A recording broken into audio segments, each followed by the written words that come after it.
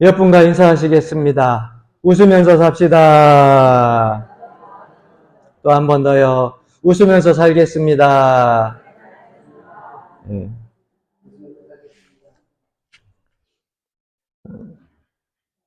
제가 올라오는데 권사님이 사모님도 같이 인사하면 안 되냐고, 사모님 얼굴 모르시는 분이 많다고 하는데, 자, 뒤를 다 돌아보세요. 예. 사모님 얼굴 모르시는 분 계시면 이렇게 한번 얼굴 보세요. 예. 제일 복스럽고 제일 예쁘고 그렇게 생긴 분이 사모님이에요. 예, 그래서 여러분 이렇게 보시면 제가 그런 말씀 드렸어요. 서울의 금방 큰 교회들은 몇 번 그런 분들이 있었어요. 사모님들 나와서 인사를 한다 그랬는데 사모님 인사하는 거 아니라고. 사모님 인사하시게 되면 다 좋아하는 것 같기도 하지만 우리 교회 교인들은 마음이 좋아서 그래요.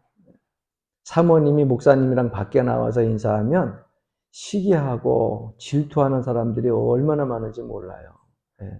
나는 여러분들한테 별로 큰 인기가 없어가지고 그렇게 신경을 안 쓰는데, 서울에 목사님들이 사모님들하고 나와 있으면은 본인들이 목사님들 애인인 줄 알고 사모님하고 옆에 서 있는 걸 보고 막 이렇게 저렇게 이야기들 해가지고 큰 교회들이 별것 아닌데 큰 문제도 생기고 그래요. 사모님 보고 싶으면 여러분들이 별도로 찾아보시고, 보이지 않는 곳에서 여러분들을 위해서 항상 기도하고 있으니까 염려하지 마시고 걱정하지 마시고 건강하게 영적 어머니 역할 잘할 수 있도록 여러분들이 기도 많이 해주시면 돼요. 할렐루야. 내가 인기가 없으니까 자꾸 사모님을 찾는 거야. 마음이 아파요. 말씀을 전하다가 잠깐 이번 일본 40주년으로 목사님들 23분 사모님들이랑 더불어 같이 다녀왔는데, 일본은 다녀와도 큰 문화적인 배경들을 볼 것은 없어요. 저는 기억 남는 곳이 딱 한 군데밖에 없어요. 1614년 쇼군이라고 하는 사람이 우리나라보다 기독교가 먼저 들어갔잖아요. 기독교가 먼저 들어갔는데 당시에 남녀노소를 불문하고 기독교가 더 먼저 정착이 되어져 가지고 지금 우리나라보다 더 많은 교회가 세워질 수 있을 뻔한 그러한 축복의 나라가 될 수 있었음에도 불구하고, 그 일본이 가지고 있는 정치적인 그 문화, 그리고 그들이 가지고 있는 제국주의의 어떤 그런 신념들이 결국 기독교가 뿌리내리지 못하게 해가지고 52명, 당시에 그 한 마을이죠. 한 마을에 있는 모든 사람들을 다 화형시켰는데 그 중에는 2살짜리도 있어요. 우리 여기 보면 지금 다이도 이렇게 와서 있는데 2살짜리도 다 화형을 시켜 죽였는데, 그냥 죽인 것이 아니라, 여러분 우리나라도 옛날 보게 되면 죄인들을 왜 마을로 이렇게 한 바퀴 이렇게 손 묶어가지고 돌면서 돌팔매질 하고 나서 구경거리 삼아 조롱하고 나서 죽이잖아요. 기독교인들 52명을 그렇게 조롱거리로 돌린 다음에 그리고 나서 화형을 시켜가지고 죽인 그곳에, 지금 길에 하천 옆에 비석도 크지도 않아요. 아주 그냥 조그만하게 그냥 내 허리 정도밖에 안 오는 그런 비석으로 이렇게 세워놨는데, 일본 사람들은 그 누구도 신경 쓰지 않습니다. 더군다나 비가 주룩주룩 내리는 그곳을 지나가면서 우리 목사님 사모님들 서로 옆에 서가지고서 사진을 거기서 찍는데, 그 비석이라고 하는 것이라 그래봐야 돌 하나 놓고 찍는 건데, 일본 사람들은 그것이 무슨 비석인지도 관심도 갖지 않지만은 참 그곳에서 사진을 찍고 그 길을 걸으면서 제 마음은 조금 좀 참담했어요. 말없이 순교해가지고 죽어간 52명의 그분들의 이름이 사라졌지만은 하나님께서는 그 이름들을 기억하시고 언젠가는 일본도 하나님의 은혜로 복음화 되어지는 날들이, 또 복음이 뿌리 내리는 날들이 속히 오게 될 줄로 믿습니다. 그곳 한 군데만 기억이 나고, 일본 그 문화 자체는요, 다종교 문화예요. 그래서 뭐 하나님을 믿고 뭐 누구를 믿고 그런 게 아니라, 원래는 불교에서 불교 전통적인 그런 것들이 많는데, 우리나라도 마찬가지로 불교, 천주교, 기독교, 그 다음에 또 뭐 예를 들자면은 뭐 신천지, 통일교, 여호와 증인, 뭐 이런 모든 것들을 복합해 가지고서 그들 제국주의에 접목을 시켜 가지고서, 그래 가지고서 그들이 만든 종교가 정신적인 종교죠. 그것이 바로 신사예요, 신사. 예. 우리나라 사람들도 신사 때문에 많은 사람들이 죽었잖아요. 그래서 이슬람 그 국가에 가보게 되면 한 마을에 가는 곳마다 이슬람 사원이 있잖아요. 아침 한 3시인가 4시 되면은 이 소리 때문에 그 이슬람 그 문화 있는 나라 가면은 그것 때문에 잠을 깨요. 저 1시간 내내 떠들어대는데, 그렇게 이슬람 뭐 연하리 하나 세워놓고 혈리 하나가 세워놓고 뭐 이렇게 하나씩 다 세워놓듯이, 일본은 가보게 되면은 곳곳 마을마다 신사가 있어요.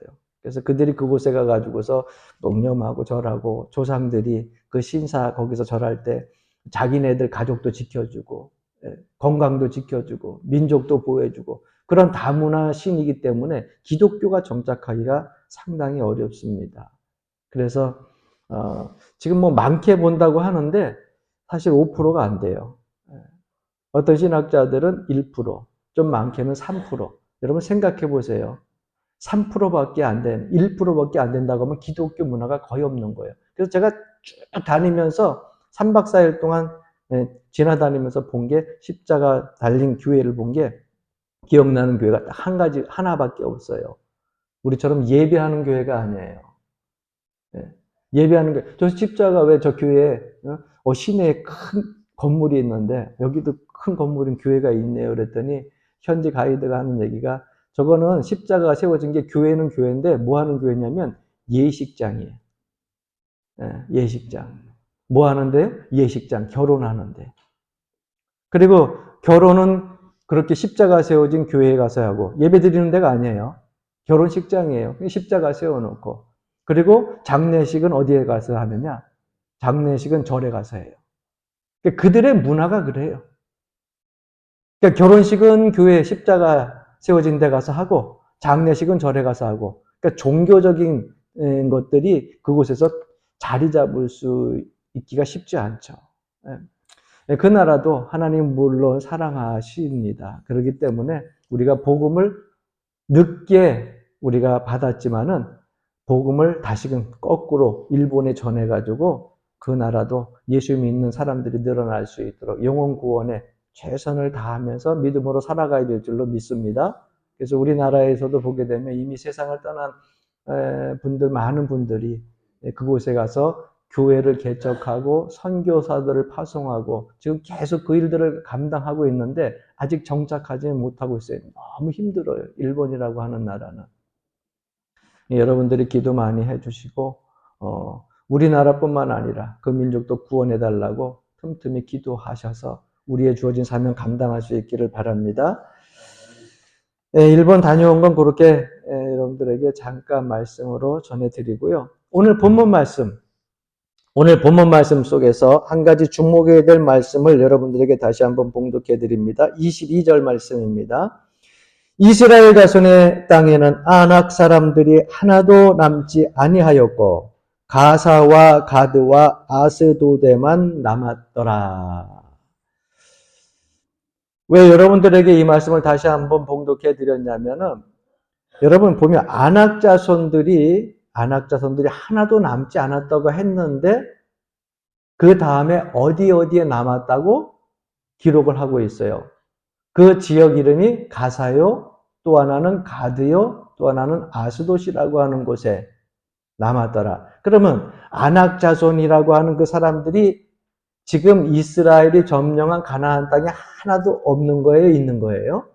본문 말씀을 통해서 보게 되면 가사라고 하는 곳에, 가드라고 하는 곳에, 아스돗이라고 하는 곳에, 다른 곳에는 없지만 요 세 군데에는 아낙 자손이 남아 있다라고 하는 말씀입니다. 왜 이 말씀을 드리냐면 여러분, 하나님께서 이스라엘 백성들에게 가나안 땅을 점령하라고 했을 때, 멸절하라고 했을 때에 그 땅을 점령하면서 사실은 모든 그 일곱 족속을 다 몰아냈어요. 다 몰아내고 하나님의 거룩한 선민 이스라엘 백성들이 그 땅에서 하나님만을 섬기면서 그 땅에서 축복을 받으면서 복음의 사역들을 감당을 했어야 돼요. 그런데 가사와 가드와 아스돗이라고 하는 곳에 하나님께서 다 멸절시키고 쫓아내라고 한 그 사람들을 쫓아내지 아니하고 남겨놨어요. 그런데 여러분, 그 사람들이 남겨놨다고 해서, 그 사람들이 그곳에 있다고 해서 이스라엘 백성들에게 큰 해가 되지 않았습니다. 그 땅에 전쟁이 그쳤어요. 평화가 찾아온 거예요. 큰 문제 되지 않았어요. 그런데 문제는 뭐냐면 영적으로 우리가 이 말씀을 볼 때에 하나님께서 하라 하면은 해야 되고 하지 말라 그러면 하지 말아야 되는 그 순종에서 벗어난 겁니다. 에덴 동산에서의 사건도 여러분 아시잖아요. 하나님께서 따먹지 말라 그러면 매일 만져도 괜찮아. 아니면 맨날 봐도 괜찮아. 근데 따먹지 말라 그랬으니까 어떻게 해야 돼요? 만지고 봐도 상관없지만 먹으면 돼요, 안 돼요? 먹으면 안 돼요. 이게 하나님께서 우리 인간들에게 주신 말씀이에요. 그렇다고 하면 가나안 땅에서 다 쫓아내라 그랬으면 다 쫓아냈어야 되는 거예요. 그 사람들이 착하고 나쁘고 또 아니면은 선하고 불쌍하고 상관없어요. 하나님 말씀에 우리는 순종하면 나머지 이 세상을 주관하는 하나님께서 질서 있게 다 치리하시는 거예요. 그런데 이스라엘 백성들은 그들이 큰 해가 없으니까 그 가사와 가드와 아스돗에 이 아낙 자손들을 남겨놓게 됩니다. 그런데 여러분, 이 말씀 속에 가만히 보게 되면 가드에서 남겨놓은 사람들 가운데에서 조금씩 그 뿌리가 자라나가지고 나중에 이스라엘을 크게 위협하는 사건이 가드 사람에게서 나타나게 됩니다. 그 대표적인 사람이 바로 누구냐면 바로 골리앗이라고 하는 사람이에요. 여러분, 골리앗 하면 금방 누군지 아시죠? 골리앗이 가드 사람이에요. 어느 순간에 그게 별것 아니었는데 하나님 말씀에 순종하지 않고 냅둔 그 가드에서 조금씩 자라났던 그 골리앗이요. 여러분, 그 키가 6규빗이라 그랬는데 제가 6규빗이라고 하면 우리가 보통 한 규빗이 여기서부터 여기까지잖아요. 그죠? 팔꿈치에서 팔 손끝까지가 한 규빗이에요. 그럼 6규빗이면은 보통 일반 사람들이 45cm에서 50cm 정도 되는 거예요. 그럼 5, 6에 30, 50cm씩 치면 그러면 몇 메다예요? 3m. 네? 여러분, 제 키가 174야. 네? 그러면 1m 74잖아요. 45cm만 쳐도 270, 2m 70이야.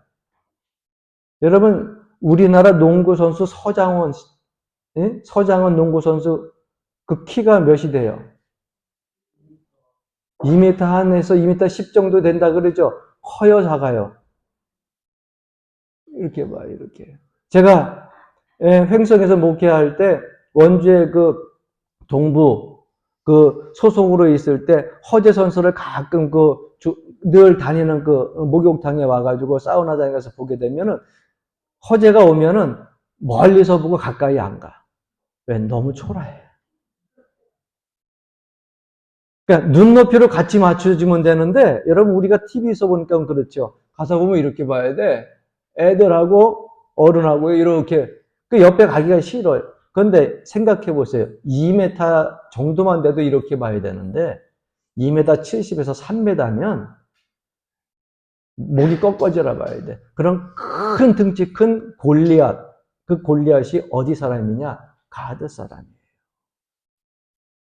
그 가드 사람인 골리앗이요, 이스라엘 백성들 그 백성들을 놓고 쳐들어와 가지고 하나님을 모욕하면서 이스라엘 백성들, 그 백성들을 향하여 가지고 나랑 대적할 자가 있으면 나오라고 큰 소리 뻥뻥 칩니다. 싸움 잘했던 사울왕 뿐만 아니라요, 힘이 있고 지혜가 있었던 이스라엘 그 군대, 그 수많은 장병들 중에 골리앗을 대적하려고 나간 사람이 하나도 없었어요. 여러분, 이 싸움에서 우리는 흔히 그렇게 얘기를 합니다. 하나님이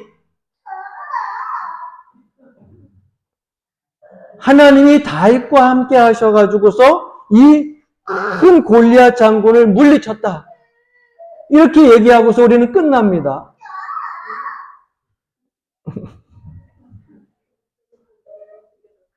잠옷을 갔으면 좋겠는데, 저는. 잠옷을 가서 놀아.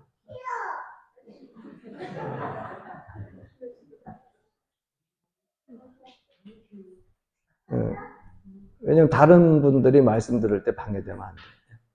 잠옷을 가야 돼.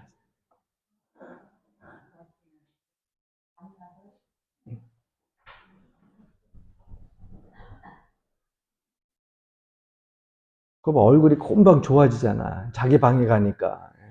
자기 방에 가야 돼.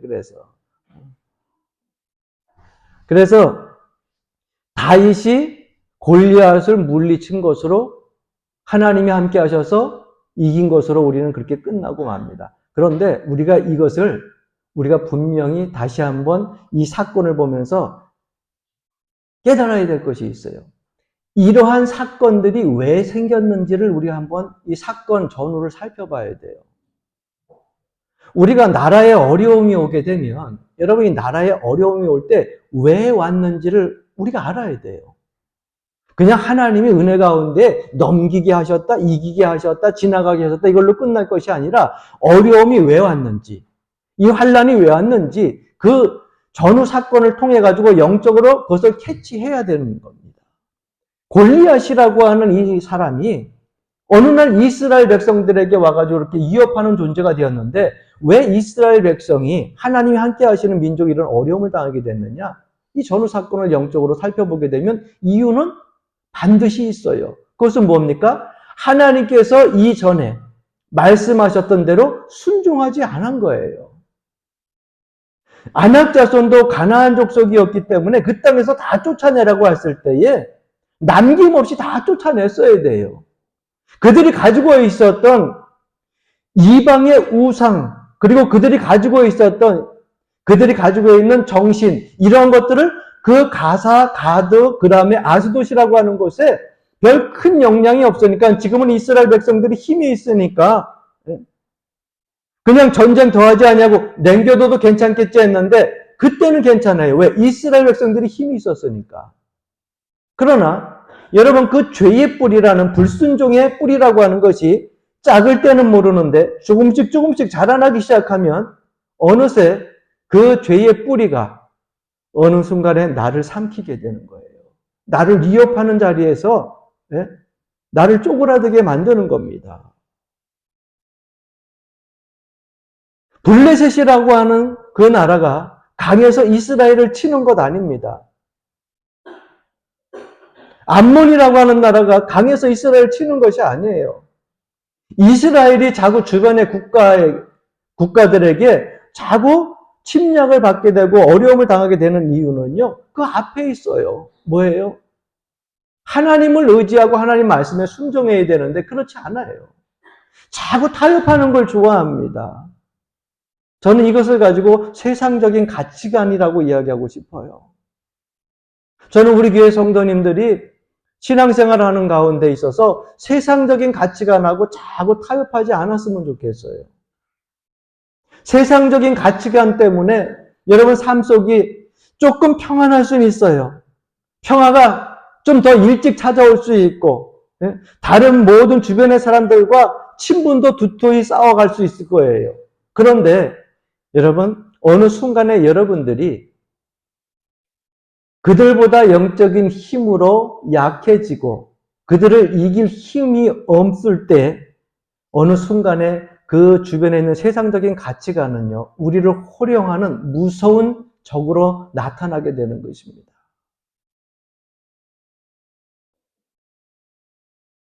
나중에 이스라엘 백성들이 결국은 어떻게 하냐? 여러분 보십시오. 가사와 가드 그리고 아스돗이라고 하는 곳에서 사람들이 일어나 가지고서 그곳에서 자꾸 이스라엘을 괴롭히는 그런 인물들이 나타나기 시작하니까 이스라엘 백성들이 하나님을 왕으로 섬겼었는데 신본주의 국가였었는데 그들도 정치적으로나 아니면 힘으로 지략적으로 뭔가 부족해서 그런가 보다 우리도 다른 나라에 세우는 왕을 세우자. 그래서 하나님 앞에 요구를 합니다.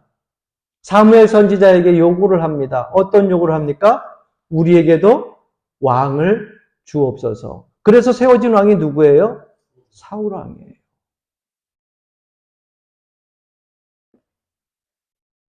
그들이 힘이 없어서 지략이 약해서가 아니에요. 그들이 자꾸 괴로움 당하는 이유는 딴 데 있습니다. 바로 하나님께서 말씀하신 대로 순종하지 않기 때문에. 그 명령, 율법을 지켜 행하지 않고 엉뚱한 것을 의지하고 세상적인 가치관이 자꾸 들어와서 그들의 마음에 자리 잡기 시작하니까 그들이 삶 속에서 어려움을 당하게 되는 것입니다. 여러분 골리앗과 다윗과의 이 전투에서 가만히 보십시오. 골리앗은 여러분 블레셋의 장군이었어요. 그러면 한 나라의 장군이 군대를 데리고서 와가지고서 군대를 데리고 와서 자 전쟁을 하면은 여러분 이스라엘 백성들은 누가 나가서 싸워야 돼요? 이스라엘의 장군. 그렇죠? 그리고 이스라엘의 군대가 있었어요? 없었어요? 있었어요. 그럼 이스라엘의 장군들하고 이스라엘 군대하고 나가서 붙어야죠. 그런데 여러분 골리앗이 쳐들어왔을 때 누가 나갔어요? 다윗이 나갔어요. 여러분 이 사건들을 우리가 가만히 보게 되면 그 생각 안 해보셨어요? 우리 저 북한에서 내려온다. 만약 군대를 몰고 내려온다. 누가 나가서 전쟁해야 돼요? 우리 한국에 있는 장병들이 나가서 전쟁을 하고서 붙어야죠. 군대는 군대를 나가서 싸워야 될 거 아니에요. 당연히 이스라엘 군대가 나가서 싸워야 되는데 사울왕과 이스라엘 군대는요. 진영에 머물면서 덜덜덜 떨고 나가지도 못했어요. 하나님을 모욕하는 그 소리를 듣고도 나가지 못했어요. 누가 나갔습니까? 심부름했던 다윗이 나갔어요. 다윗이 군사예요? 다윗이 군대 간 사람이에요? 장병이 아니에요. 결국 이 싸움은 하나님께서 다윗을 통해 가지고서 블레셋의 가드 사람 골리앗을 쳐 죽이게 만듭니다. 여러분, 전쟁의 승패는요, 군대에 있는 게 아니에요.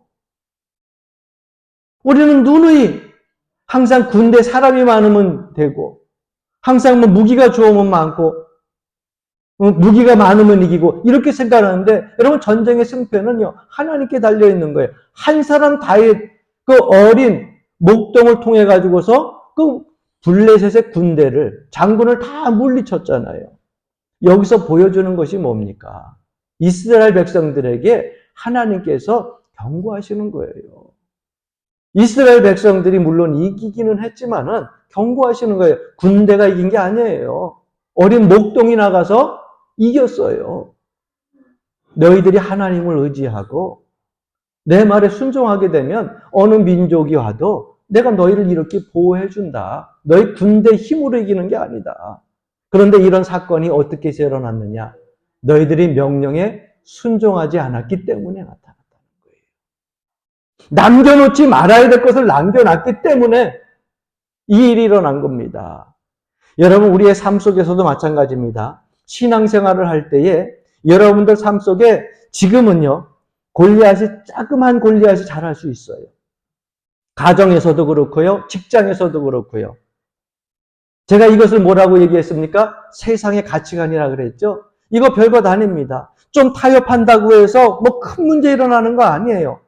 우리 삶 속에 그냥 평화가 계속 이루어질 수 있어요. 그런데 영적인 상태에서 봤을 때에 이것이 여러분 뿌리 뽑아야 될 것이라고 하면은 반드시 뿌리 뽑아야 돼요.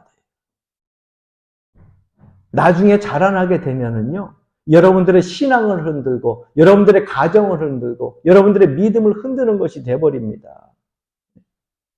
제가 가끔 아침 새벽에 끝나고 나면은, 이 마당 쪽부터 해가지고 한 바퀴 이렇게 돌면, 우리 그 돌 사이에 그 민들레죠.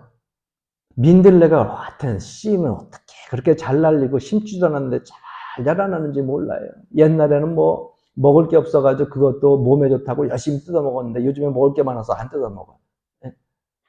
처음에 이렇게 났을 때는 이렇게 쏙 뽑으면은요, 뿌리채 쏙 뽑혀요. 그럼 뭐 한쯤에 이렇게 모아가지고 산에다 갖다 버리면 되는데 며칠 냅두면은요, 이것이 쭉쭉 자라나고 뽑으려면 뽑히지가 않아.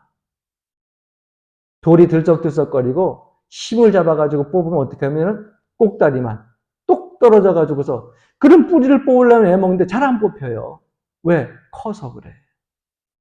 우리가 신앙생활 할 때 마찬가지예요. 세상적인 가치관을 가지고서 자꾸 여러분 내 삶이 평안하다고 해서 그거 자꾸 남겨놓지 마세요.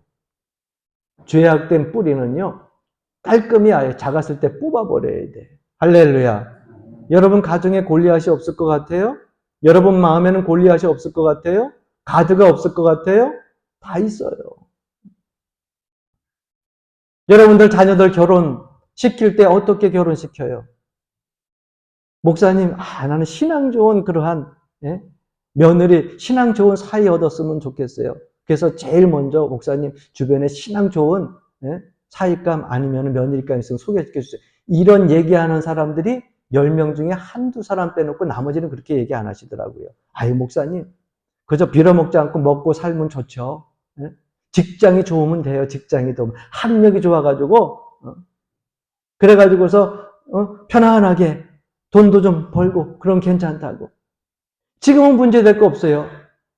웨딩드레스 입고 턱시도 입고 결혼해가지고 별 큰 문제 없어요. 왜? 서로 좋아하는 사람이고 가정의 삶의 경제적인 여건도 괜찮아요. 문제는 언제 일어나는 줄 아십니까? 10년, 20년 지나서 일어나요. 어느 순간에 10년, 20년 지났는데 예수 믿는 사람과 예수 믿지 않은 사람이 결혼을 하게 되면 반드시 부딪히게 돼 있습니다. 믿지 아니하는 자와 멍에를 같이 하지 말라고 고린도에서 얘기를 하고 있는데, 고린도전서에 여러분 보십시오. 20년 지났는데 20년 지나게 되면은요, 모든 허물과 단점, 장점 다 봐요. 그때는요, 종교적인 것이 영적인 싸움으로 번지는데 어떻게 번지는지 아세요? 당신 앞으로 교회 가면 나 밥이고 뭐고 안 해.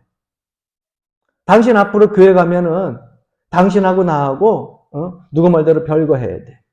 당신은 뭐 하는 건 하나도 안 들어줄 거야. 그리고 나서 여러분 어느 정도에 커가지고 그렇게 되면은요, 20년 지난다면은요, 그게 힘들어. 되돌릴 수가 없어. 마음이 썩어가는 거야. 마음이 썩는 것뿐만 아니라 여러분 정신이 피폐해져요. 네. 영적으로 너무 힘들어지는 거예요. 그때는요, 정말 싸우는 것이 너무너무 힘들어지는 거예요. 이게 왜 일어났습니까? 왜 하나님 나에게 이런 고통을 주시고 나에게 이런 아픔을 주시냐고 얘기를 하면 여러분 그렇게 얘기할 거 없어요. 여러분이 이미 세상적인 가치관을 가지고 시작을 할 때 뿌리 뽑고 시작을 할 때 바로 시작해야 될 것을 그냥 세상의 편안한 가치관 가지고 평화를 가지고 시작을 했잖아요. 20년이 되니까 어느 순간에 자그마했던 골리앗이요, 컸어요. 이제는 내가 이길 수 없을 만큼 장대하게 컸어요. 그 골리앗이 나를 위협하는 거예요. 그래서 여러분 사랑하는 성도들, 가정에 자녀들을 위해서 기도할 때에 목사님 그래도 먹고 살아야죠. 먹고 살아야죠. 여러분 요즘에 먹고 사는 거 굶어 죽지 않아요. 걱정하지 마세요. 쌀 떨어졌다고요? 굶어요? 하루 한 끼 굶는다고 죽어요? 또 여러분 막말로 죽기밖에 더 하겠어요? 그러나 내 영이 살겠다고 하면 할렐루야. 네? 하루 굶으면 내 영이 산다고 하면 하루 굶겠어요. 하루 금식해서 내 영이 더 맑아진다고 하면 하루 종일이라도 굶겠어요. 내가 3일 굶고 배가죽이 등가죽하고 붙어도 하나님의 음성을 듣고 하나님 만난다고 하면은요, 나 3일 굶겠어요. 영이 중요하지 육이 중요해요. 그러니까 세상적인 가치관을 여러분 자꾸 키우지 마세요. 지금의 평화가 아닙니다. 그 땅에 전쟁이 그쳤다고요? 전쟁에 그친 그 후로 20년, 30년 뒤에는 어떤 환란과 역경이 우리의 삶을 계속 괴롭히는지 모르는 겁니다. 사랑하는 성도 여러분, 다 같은 얘기예요. 그 가드 사람 골리앗이 쳐들어왔을 때에 이스라엘 백성들의 그 마음은 어땠겠어요? 열불이 났을 거예요. 왜?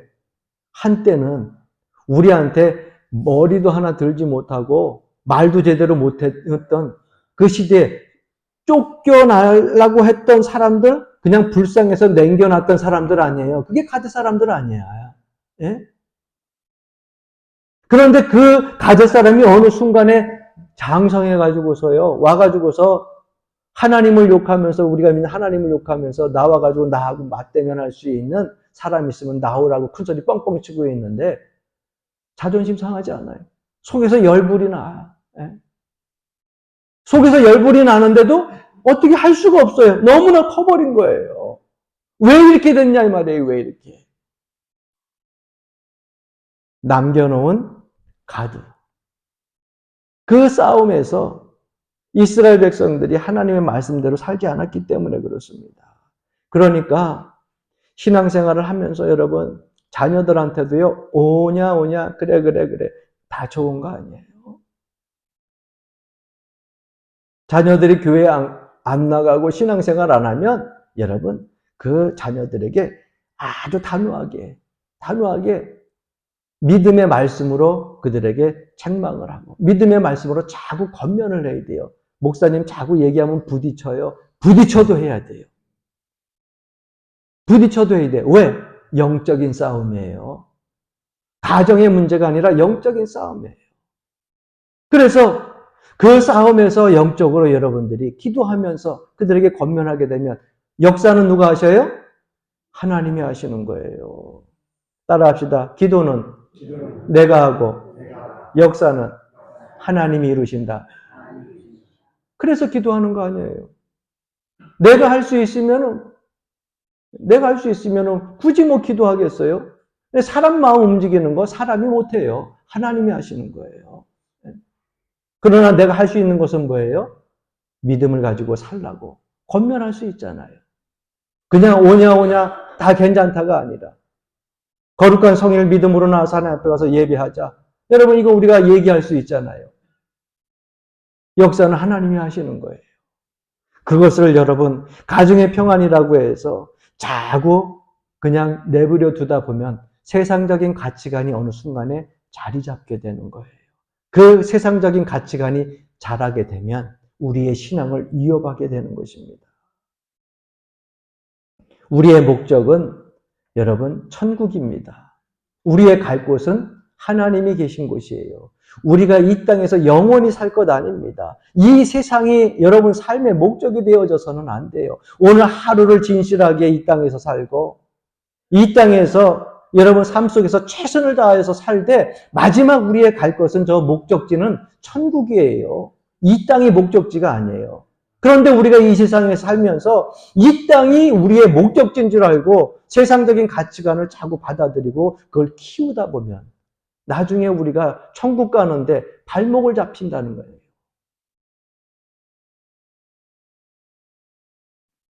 하나님께서는 우리에게 요구하시는 것이 한 가지입니다. 바로 순종입니다. 영적인 말씀이 우리들에게 신앙생활 속에서 떨어지게 되면 그 말씀에 아멘하고 순종하기를 바라고 계십니다. 물론 선택은 누가 하는 것이냐? 저와 여러분들이 해야 돼요. 하나님이 말씀하시면 내가 아멘할지 그렇지 않을지는 내가 선택을 해요. 그러나 그 삶의 결과는 분명히 달라진다고 하는 것입니다. 여러분 지금도 늦지 않았습니다. 여러분들 개인적인 삶 속에서 여러분들 가정 속에서 아직도 뿌리 뽑아내지 못한 가드가 있습니까? 여러분 그것이 화근이 되기 전에 여러분 하나님 앞에 나와서 무릎 꿇고 기도하는 가운데 다 뽑혀지기를 주의 이름으로 간절히 축원합니다. 여러분들 삶들 속에서 아직도 쫓아내지 못한 가족 사람들이 있습니까? 이 세상적인 가치관, 믿음으로 기도하는 가운데 다 쫓아내시고 하나님 은혜 가운데 머물 수 있기를 주 이름으로 간절히 축원합니다. 오직 하나의 문제입니다. 그 하나님 말씀에 순종하여 영적인 싸움에서 믿음으로 승리하느냐, 그렇지 못하느냐. 저는 여러분들이 주님 앞에 서는 그날까지 쫓아내지 못한 화근이 된 가드 때문에 속상해하고 어려워하지 않기를 바랍니다. 작을 때, 잘 뽑힐 때 다 뽑아내고 지금도 늦지 않았어요. 하나님 앞에 기도하여 온전한 하나님의 귀한 가정으로 또 가정뿐만 아니라 여러분들의 삶에 터지는 하나님의 축복으로 가득 채워지기를 주 이름으로 간절히 축원합니다.